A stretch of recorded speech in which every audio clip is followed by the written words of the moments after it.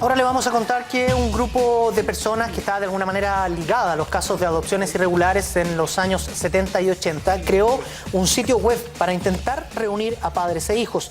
El objetivo de la plataforma es el reencuentro y que las víctimas logren cerrar el círculo. Para ampliar este tema nos visitan sus creadores, Constanza del Río, que fue una persona adoptada ilegalmente, y Arturo Felay, que es su esposo. ¿Cómo están? Y muchas gracias por venir a Hora 20. Hola, buenas noches. Hola, muchas gracias por la invitación. Hola, Arturo. Te propongo, Constanza, que comencemos por una contextualización para la gente que pueda estar mirando y que no domine la historia. ¿Cuándo y en qué circunstancia te enteras tú que fuiste una persona que fue adoptada ilegalmente? Hace 2 años atrás yo me entero debido a mis papás. Mis papás me contaron que yo había sido adoptada en circunstancias no regulares, en forma irregular. Donde estuvo involucrado el doctor Gustavo Monkever, y esto ocurrió en la maternidad Carolina Freire, que era muy cercana a la clínica Santa María. De hecho, no tengo muy claro dónde nací, pero ellos me fueron a buscar a la maternidad Carolina Freire. Y después que te contaron ellos esto, Constanza, ¿qué pasó contigo? A ver, pasa lo que nos ha pasado a muchos de los adoptados, y está viendo el monitor. No solamente tiene que ver el padre Joanón en esto, el cura Joanón. Quiero aclarar que el tema del cura Joanón tiene que ver con algunos casos. Es una arista pequeña, es un cuento aparte. Nosotros estamos hablando hoy día de muchos casos más, y lo que nos pasaba a los adoptados en general es que, los adoptados irregulares, es que no teníamos dónde ir. Si yo me enteré, soy adoptada irregular, ¿y a quién recurro? ¿A quién le pregunto? ¿Quién me puede ayudar? ¿Dónde puedo acudir? Carabineros, PDI, el sistema judicial. Y en verdad no había un lugar específico. Eso fue durante todo un año que yo pensaba, junto con Arturo, mi marido, decíamos, ¿qué hacemos? ¿Qué hacemos? ¿Cómo ubicamos a alguien? Y solo para aclarar, ¿por qué tú dices que es irregular tu adopción? Mi adopción es irregular porque los adoptados en Chile son dados en adopción a través de un juzgado. Hay un juez que firma diferentes papeles para que tú pases a ser hijo adoptivo de una pareja o de una persona, no tiene por qué ser una pareja. En el caso mío y en el caso de todos los involucrados en este tema, somos hijos biológicos de alguien, de una madre, que es forzada a entregar su hijo, o se le dice que es robado, o se le dice que el niño muere en el parto, o finalmente la presionan para que ella voluntariamente entregue a este niño. Y nosotros somos pasados de un brazo a otro sin ningún tipo de papel judicial ni nada. De hecho, yo no tengo ni siquiera acta de nacimiento. Y luego mis padres figuran en el registro civil, y los padres de todos los involucrados figuran como nuestros padres biológicos, no como nuestros padres adoptivos. Un adoptado hoy día en Chile, después de la ley de los años 90, después de los 18 años puede recurrir a un sistema, a un juzgado, qué sé yo, creo que al Sename, y ellos te pueden dar, te abren la carpeta, como que dicen abrir la carpeta, y ahí te dicen tus padres son, o lo que sea. En nuestro caso no existe esa carpeta, porque nosotros de frente, para el gobierno, para el Estado, no somos adoptados. Somos hijos biológicos de nuestros padres. Porque así consta en claro, lo legalmente yo no soy adoptada. Si habláramos con un adoptado legal, te diría yo soy legalmente adoptada. En alguna parte de su carpeta, del registro civil, va a aparecer que él tuvo un RUT en un principio y que luego fue cambiado por otro RUT y se le cambia el nombre, qué sé yo. En mi caso no existe eso, y en mi caso y en todos los casos que están en el tema. Constanza, ya vamos a hablar con Arturo y con los dos en rigor de la página web, que yo creo que es algo que le puede ser muy útil a la gente que está viendo, escuchando y que tiene o ha tenido en el tiempo alguna duda respecto de su proceso de adopción, de su origen. Pero precisamente por eso yo quería preguntarte cómo se instaló la duda en ti, porque en estricto rigor, ¿cuándo tú empiezas a conversar con tus padres, que son tus padres que te adoptaron? ¿Cuándo ellos se abren a contarte en qué circunstancias, digamos, y qué pasa con la historia? ¿Hasta dónde llega el relato que ellos pueden darte de lo que pasó? Mira, en mi caso particular, yo nunca tuve dudas hasta la universidad. En muchos casos, con lo que hemos conversado ahora, que a través de la página nosbuscamos.cl, hay mucha gente, muchos adoptados que dicen, no, yo desde chico sospechaba, pensaba que todos tienen el pelo crespo y yo lo tengo liso, o sea, por detalle físico. En mi caso yo hasta la universidad, y fue un rato y después se me pasó, como que me sentía muy diferente a ellos. Y dije, bueno, todos los chicos se deben sentir diferentes a sus padres, no sé. Y ya entrando, cuando yo estuve a punto de cumplir 40 a los 39, Mi madre me pregunta, mi mamá preciosa, que la quiero muchísimo, me pregunta qué quiere que le regale de cumpleaños, me dice, y yo le dije, quiero que me regales la historia de mi nacimiento. Y eso fue, en verdad, salió porque tenía ganas de hacerme, ponte tú, la carta astral, y necesitaba la hora, y mi mamá no sabía la hora, entonces, pero en verdad yo le contesto por un mail, porque yo estaba trabajando en una empresa fuera de Chile, le dijo, regálame la historia de mi nacimiento. Y 2 semanas después de un par de conversaciones, ella y mi papá se juntan conmigo y me cuentan la verdad. Y eso me produce una tranquilidad, porque me doy cuenta de que entiendo por qué me pasaban cosas, por qué tenía esta como sensación de pescado fuera del agua, que lo he dicho varias veces. Y a muchos de los adoptados les pasaba ese tema. Entonces cuando se enteran que son adoptados, dicen, por eso me sentía así. Y ahí empieza la búsqueda. Bueno, viene el shock un poco, obviamente el cambio como que de identidad, no sabes exactamente si eres tú, si vas a cambiar. Más encima yo estaba llegando a los 40, que también es una etapa en la vida que uno se replantea y qué sé yo. Y empecé a buscar, y una de mis cosas fue, y lo repito, hablábamos con Arturo, decía, ¿dónde buscamos? ¿Cómo hago para llegar a alguien? ¿Cómo le aviso que estoy acá? O no sé. Ahora, en ese momento tú, Constanza, ¿pensabas que era la única que le había pasado esto? Yo pensaba que era la única porque en mi caso puntual estuvo involucrado otro ginecólogo que fue el que le dio como la pasada a Gustavo Monkever, que era un tío de mi familia. Entonces dije, claro, mi tío, justo puntualmente, mis papás no podían tener más hijos y qué sé yo, entonces por ahí fue. Lo primero que hacemos con Arturo es poner un cartel en la maternidad Carolina Freire, después de que mi papá logró acordarse, porque como tú me preguntabas, en general los padres no se acuerdan o no se quieren acordar, o de frentón el cerebro es tan increíble que bloquea memoria y deja de acordarse, o sea, ya no se acuerdan. Hay casos de una amiga que me dice, mi papá no se acuerda a qué casa me fue a buscar. Y yo le digo, pero flaca, eres la única adoptada de tu familia, ¿cómo no se va a acordar a la casa que fuiste? Entonces yo entiendo que hay muchos papás que tienen miedo, que tienen susto, o que de frentón bloquearon tanto el tema que lo borraron. Pero y le recomiendo a los chicos que nos están escuchando, a las personas que nos están escuchando, hablen con sus papás, repítanles, cuéntame de nuevo el cuento, pero hasta el cansancio. Porque en ese cuéntame de nuevo el cuento, en la 20ª vez, empiezan a acordar de pequeños detalles, de que era verano, de que fueron en auto, tonteras que finalmente nos van haciendo un pequeño camino de miguitas de información hasta que logramos entender y encontrar pistas de repente en esos pequeños relatos. Entonces, desde el amor, desde el cariño, hay que tratar de que ellos empaticen con nosotros. Hay que pensar que nuestros padres adoptivos, o sea, mi padre y los padres de las personas que están involucradas, nos adoran. Nos aman hasta el cansancio. Hay muy pocos casos donde se produjeron cosas extrañas, pero en general son padres que nos esperaron por más de 3 años o más de 2 años. No fue un embarazo de 9 meses, fue un embarazo de varios años. Entonces, ellos lo único que quieren es vernos felices y vernos tranquilos, en paz. Por lo tanto, si uno llega a ellos en esta instancia de amor, desde el amor, yo creo que podemos sacar un poco más de información de ellos.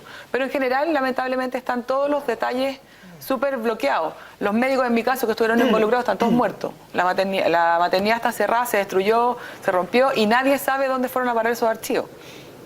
En mi caso estuvo Gustavo Monkever, la Matilde Klein, que era la matrona de él, o sea, del equipo de él, también está muerta. No tengo dónde, mi abuela paterna, que fue la que hizo el contacto, también está muerta. Entonces, lamentablemente, en mi caso y en casi todos los casos, por la cantidad de años que han pasado, dependemos de las historias que nos cuenten nuestros papás y dependemos de la ayuda tal vez de mucha gente que está alrededor que dicen, oye, yo fui testigo de, o yo estuve presente cuando pasó esto, etcétera. Bueno, Constanza y Arturo, ustedes lo están conociendo ahora, iniciaron todo un proyecto para crear una página web para poder buscar más casos, y cuando conocieron que esto era más masivo, que no solo le había pasado a Constanza, y se encontraron con una sorpresa, hay muchos casos a nivel nacional, nos van a seguir contando de esto, y también qué significó para Constanza saber que había muchos otros que le pasó lo mismo que a ella. Vamos a hacer una pausa y volvemos aquí a Hora 20. Seguimos en Hora 20 conversando con Constanza, con Arturo, que nos están contando de su página nosbuscamos.cl. Constanza, tú decías en ese momento, cuando creías que era la única que le había pasado esto, que dejaste tu correo en alguna parte, sí, por si alguien tenía información. Gracias a mi papá, que logró recordar dónde me habían ido a buscar. Mi papá eran de Viña y nosotros vivíamos en Iquique en esa época, entonces Santiago no era un lugar fácil. Logramos llegar a la maternidad y cuando estaba a punto de cumplir 40, un año de saber que era adoptada, hablo con mi marido y le digo, tengo que hacer algo. Si yo hubiese dado una guagua en adopción o me la habrán robado, quitado, tal vez volvería al lugar. Entonces yo quería volver al lugar y como no voy a estar para ahí, pusimos un cartel de eso con la fría, así como hecho a mano, que decía, yo fui dada en adopción, entre comillas, en este lugar, en la maternidad Carolina Freire, busco mis orígenes, un mail y un teléfono. Y a ese mail y a ese teléfono empezaron a llegar información de mucha gente buena onda, de ojalá la encuentres, no sé qué, de ánimo, de apoyo, de empatizar. Y una de las cosas que nos llegó, que fue una de las cosas más importantes de esa parte de esa investigación, fue una mujer que ella fue testigo cómo le robaban una guagua a otra mujer. Ella dice que fue a dar a luz, tuvo su guagua en noviembre del 72 y la tiene, qué sé yo, todo perfecto, le salió bien, todo bien. Y durante la noche en la sala común, una niñita entra gritando que le habían robado su guagua y gritaba, o sea, fuerte, no fue callada, que le habían robado su guagua y que se la devolvieran. Y todas las chicas se levantaron a ver qué pasaba y era, según sus propias palabras, que era una niñita cuica, que era de Viña y que era chica, que tenía 14 o 15 años, que era una lolita. Y ella gritaba que le habían robado su guagua, finalmente esta cabra la trasladaron a otra sala, qué sé yo, y ella estaba con su mamá y todas las mujeres quedaron súper angustiadas, con sus guaguas en brazos, qué sé yo, y ella nos llamó y nos mandó ese mail diciendo, yo fui testigo de esto, o sea, esto pasó. Ese es mi primer indicio de, no soy la única, o sea, no fue la única, no es que mi tío se haya metido en este cuento, esto es un poco más grande. Y luego viene el programa del CIPER, el reportaje del CIPER.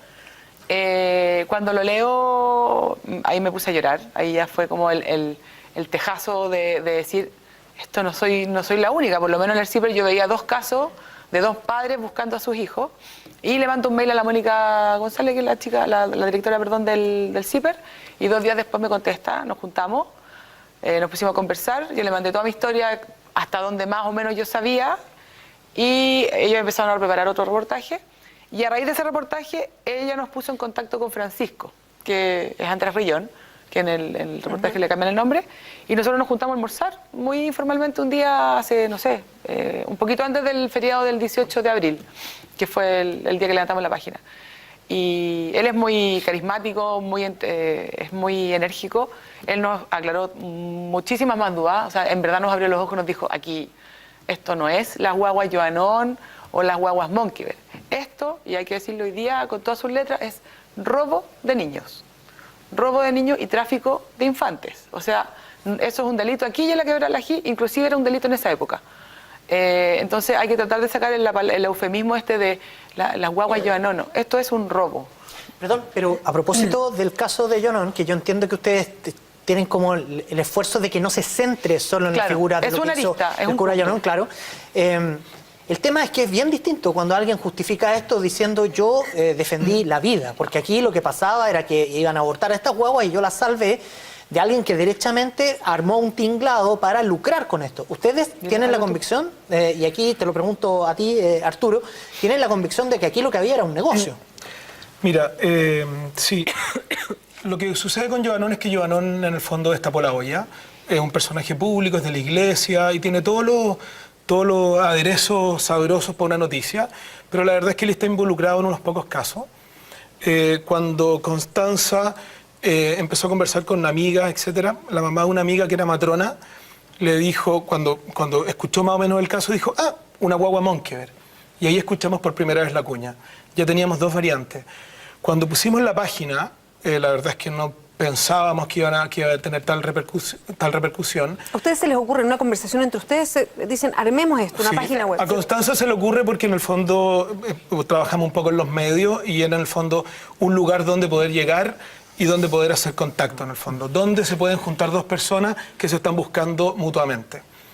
Y sucede que tuvimos, algo así como 3.000 visitas en 24 horas y los primeros 100 registros. Han pasado 6 semanas y ya tenemos algo así como 20.000 visitas y tenemos algo así como 1.200 registros de hijos buscando a sus progenitores y aproximadamente 800 progenitores o hermanos buscando a sus hermanos o a sus hijos. Perdón, ¿todas adopciones irregulares? Son todas adopciones irregulares y tienen connotaciones de robo e ilícito, falsificación de documento público. En el fondo acá hay robo, o sea, Hay gente del sur que escribe. Yo en esa época era inculta, era analfabeta, tenía 18 años, llegué, tuve la guagua, me quedé dormida y al día siguiente me desperté, llegué sola, mi marido estaba en el campo cuidando a los niños y me dijeron que la guagua había muerto y que me fuera para la casa. Así, es sin acta de función y sin Entonces, ¿qué cuerpo. sucede? Llegan a la casa y dicen, ok, ¿sabes qué? Aquí hay algo raro. Vuelven a la semana y a pedir y nos dicen, no, si la guagua ya la tiramos, la enterramos nosotros. O la dejamos para experimento, para experimento. O si no, le dicen algo así como, no, si aquí no ha pasado nada con usted y no existe ni ficha de registro de nacimiento, no existe certificado de función, no existe nada. ¿Y esto en distintas partes? ¿Le han llegado denuncias de distintas partes de Chile? De Arica a Punta Arenas, básicamente. Ha llegado de todos lados, hay algunos lugares donde se concentran, hay asistentes sociales que en el fondo manipulaban el tema de la adopción de los niños y entregaban niños y lo que obviamente se sospecha es que había dinero involucrado. Pero esto es robo de niños periódico, tenemos casos del 65 hasta los últimos casos son de hace 10 o 15 años. Arturo, yo quería saber si ustedes han conversado con abogados respecto de delitos, porque sabemos que cuando el tiempo pasa los delitos prescriben. Sí. Pero siempre hay alguna arista legal de la que uno se puede colgar para por lo menos investigar. Sí. ¿Aquí se puede? Lo que pasa es que, y eso hay que ser bien puntual, bueno, de partida la información que la gente ingresa es 100% confidencial, no se filtra absolutamente para nada, a no ser de que ellos den la autorización. Y la mayoría de las causas están prescritas y la mayoría de la gente ya está muerta. Desde ese punto de vista lo que nosotros queremos hacer en el fondo es un encuentro entre la gente y por eso estamos en este minuto ya en tierra derecha inscribiéndonos, buscamos como una ONG para poder generar recursos económicos en base a donaciones de privados, de terceros, etc. El tema de judicializar, la verdad es que es una carrera que a nosotros no nos interesa. Por varios motivos. Primero, porque la causa está prescrita, lo más seguro es que esto se investigue. Si un fiscal se empieza a meter en el tema en 2 o 3 años más, va a cerrar las carpetas y va a decir, no se llegó a nada. Ahora, ¿Pero y la verdad? ¿No puede ser un fin de una investigación judicial? sí, podría ser el fin, pero ¿en qué ayuda a la gente? Si tú fuiste adoptado irregularmente y eres así como un cojo emocionalmente porque en el fondo no sabes qué pasó con tu mamá, no sabes si te robaron, si le pegaron un par de cachuchazos y le dijeron que se quedara callada porque era joven y en el fondo no estaba casada, no saben si te dieron por muerto, no sabes las circunstancias. ¿De qué ganas tú si es que se judicializa, se cierra una maternidad, se encierra un sacerdote, se encierra un médico? Tú no ganas nada. Socialmente, claro, podemos evitar que esto siga ocurriendo, pero ¿qué pasa con la parte compensatoria emocional de toda esta gente que vio vulnerabilizado su derecho a saber sus raíces? Y ese es el punto y ahí estamos apuntando nosotros, porque además ¿qué sucede? Que el Sename tiene un programa que se llama Buscando tus Raíces, y ese programa lo que hace es, como explicaba Constanza delante, te abre tu carpeta porque tú eres adoptado regularmente y en el fondo existe un registro. Con la nueva ley, todo hijo tiene derecho a conocer a sus progenitores. Pero ¿qué pasa cuando tú no eres adoptado regularmente? En el fondo tú eres, ante la ley, tú eres hijo biológico de tus padres adoptivos. A pesar de que yo conozco gente que tiene los certificados y el Sename y el registro civil le dice, señor, usted es hijo de sus 2 padres. Y él dice, pero si mis papás me compraron. Y me confesaron. Y ellos eso. dicen, es que no podemos hacer nada más.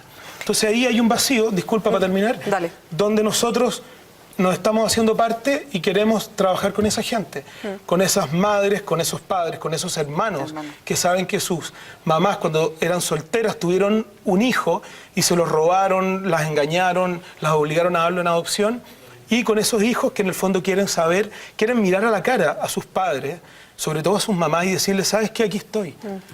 Es que es bien impresionante lo que cuentan, porque todos focalizábamos el caso como con el apellido, las guaguas Yonon, por fuerte que suene, o las guaguas Monkever.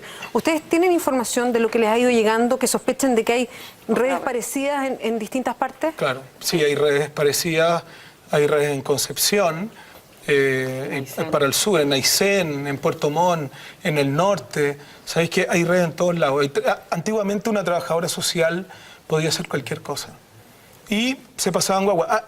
Tengo historias de gente que el médico los llamó y les dijo, ¿sabe que venga el próximo mes porque voy a tener más alternativas? y se demoraron un mes, los llamaron, fueron y eligieron entre 5 guaguas. Como un supermercado. Y lo que hizo la persona fue, la fue tocando y la guaguita que le tomó el dedo, esa fue. Como quien elige un perrito, cuando uno sirve, el que se acerca. Es sorprendente el tráfico de guaguas que ha habido en los últimos 30, 40 años en este país. Y la liviandad con que el Estado o las autoridades cuando sale en la televisión dicen, no, las guaguas Monkey Bear. Claro. Pero si las guaguas no son las guaguas, esto es un robo de guaguas, eso es un tráfico donde están involucrados desde el registro civil, las clínicas y el personal médico que estuvo metido. Arturo, yo quería preguntarte si puedes explicarle bien a la gente que está escuchando cómo opera la página web. Y lo pregunto, básicamente, les voy a contar, porque en nuestra cuenta de Twitter a esta hora hay gente que dice conocer casos. Una persona, Tita Villegas, dice entre el 75 y 85 conocí a lo menos 4 o 5 casos en un círculo pequeño. Claro. Tal vez no es información concluyente, pero son datos, y escuchando la historia de ustedes, son datos que capaz que sean relevantes. Exacto. Sí. A ver, la página básicamente son 2 botones. Padres o progenitores buscando a sus hijos, ponen su nombre, su correo, ponen un teléfono de contacto y una reseña, en el fondo pueden escribir todo lo que quieran acerca de su experiencia. Y hijos buscando a sus progenitores. A nosotros eso nosotros lo descargamos en una base de datos y nosotros hemos estado trabajando con eso. En un principio fuimos bien tontos, pensamos que iban a ser unos pocos datos. Pero esto fue creciendo con tal magnitud que tomamos la decisión de que nos buscamos, en este minuto está ingresando a transformarse en una ONG para generar recursos y para en el fondo poder ayudar a toda esta gente. Constanza, y por último ya estamos cerrando la entrevista, ¿te ha servido todo lo que has hecho? ¿Has podido encontrar algo de la información que tú empezaste a buscar originalmente para ti misma? Mira, eso tiene algo que ver con la ONG. El haberme reunido con otros adoptados, que de hecho ahora no somos amigos, ya somos casi hermanos, con la Coco del Carmen, con la María del Carmen García o con Matías, me ha servido mucho para sacar pena o cosas que te van pasando. Entonces, por lo tanto, hemos visto que dentro de la ONG, además de... la ONG va a tener 3 patas importantes. Una va a ser la parte psicológica, la contención psicológica de víctimas, madres, padres y niños. La parte legal, porque como decía Patricio, hay personas que se van a querellar, van a ver cosas, van a salir cosas. Esto no ha pasado nunca, por lo tanto, en verdad no sabemos qué va a pasar cuando hagamos un primer vínculo. Y la parte más importante, que no lo hemos mencionado, es el banco de ADN. Nosotros estamos hablando desde el Instituto Médico Legal hasta privado, necesitamos un banco de ADN, donde toda la gente que crea que es adoptada, o crea que le robaron una guagua, o a ciencia cierta sabe que le robaron una guagua, entra a ese banco para que, si es que hay otra persona buscando a ese progenitor, se cruce el match y se logre hacer un vínculo. Esto, para que la gente sepa, esto también pasó en España. Existe una fundación en España que se llama Nadir, y también pasó en Argentina, obviamente, con las Madres de Mayo. Las abuelas de Mayo. Las abuelas de la Plaza de Mayo. Ellos están en contacto con nosotros, están súper interesados, nos quieren ayudar por todos lados. La ONG, espero que después del Mundial, 31 de julio saca el Mundial, el 31 de julio tengamos la ONG parada y obviamente vamos a necesitar recursos económicos para poder hacer esto, porque Arturo trabaja en su trabajo, yo trabajo en el mío, y toda la gente que está involucrada en la fundación, o sea, en la página de este minuto, imagínate que el Leonardo Cabrera, que es la persona que nos tiene el sitio web, no nos cobra ni el hosting ni nada, o sea... Y nosotros estamos ocupando tiempo, que significa finalmente, económicamente vamos para atrás. Por lo tanto, necesitamos fuerza económica en esta ONG que se va a llamar ONG Nos Buscamos, y donde vamos a obtener un lugar físico tal vez, o al principio no, pero contención psicológica, teléfonos donde la gente nos quiere llamar, porque nos dicen, dame un teléfono para hablar, porque llevo 40 años diciendo que me robaron una guagua. Y no tengo a quién recurrir. Entonces de repente nos llaman a las 2 de la mañana y uno está 3 horas por teléfono con alguien que te llora y te dice, y tú la entendí, la contení, tratas de ayudarla lo más posible, pero finalmente no podemos ayudarla más. Entonces necesitamos psicólogos, necesitamos abogados y el banco de ADN, que es absolutamente necesario. Bien, Constanza... La página, para repetirla, www.nosbuscamos.cl, y ahí se pueden ingresar. Y la gente que tenga información, que sepa, hay mucha gente que se ha reunido conmigo. Todavía no estamos haciendo investigación, pero obviamente teniendo recursos es algo que es importante, que es contacto@nosbuscamos.cl. Nosotros adquirimos un compromiso con estas 1.800 personas que ingresaron a la página y no los vamos a dejar. No los vamos a dejar votados y por eso estamos dando esta pelea y estamos dando esta lucha para llegar a puerto con la ONG para poder ayudarlos a todos y dejar una base de ADN que perdure en el tiempo. Contacto@nosbuscamos.cl para esa gente que está escribiendo y que quiere saber Exacto. dónde dirige información. Gracias a los dos. Gracias.